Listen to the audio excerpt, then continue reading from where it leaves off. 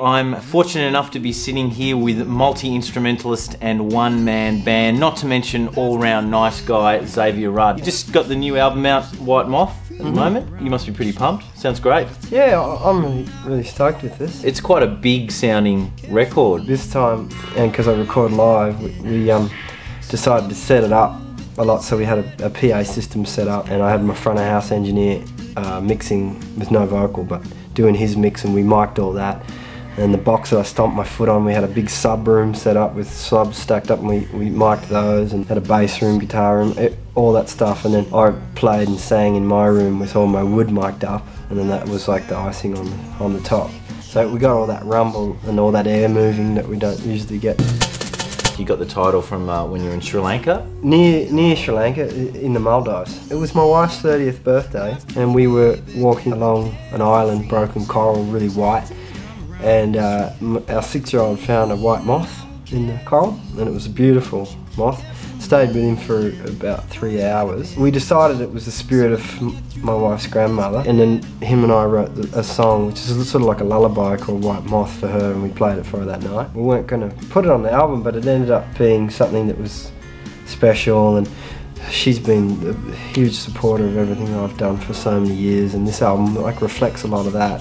So it kind of makes sense to call it White Moth. Your average person, if they saw an insect buzzing around their son, would probably, use it as an excuse to break out the Bagon.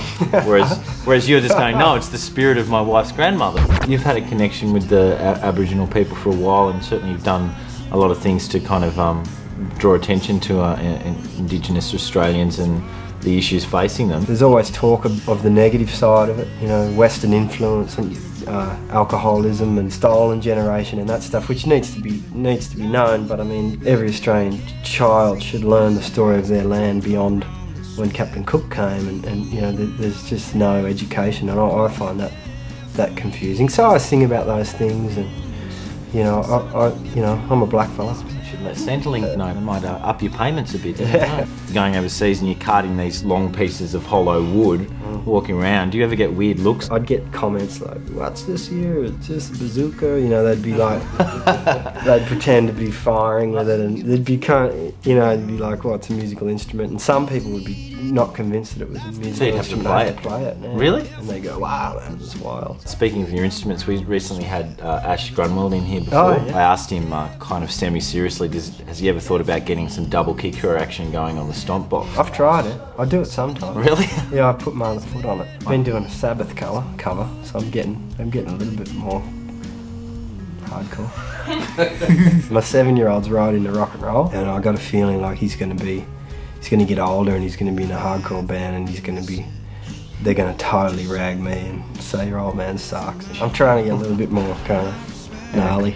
Cool. I always have one lame question for every interview. Any relation to Kevin Rudd? I can't get narcissists. There's not many around, but no, not that I know of.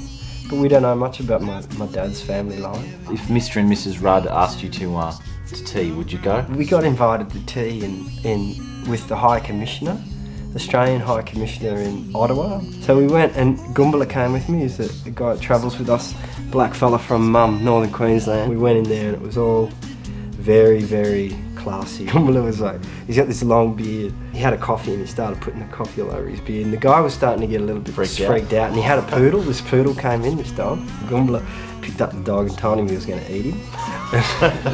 He started saying, "I'm a savage, I'm going to eat this dog." And he carried the dog out the door, and the guy got so rattled.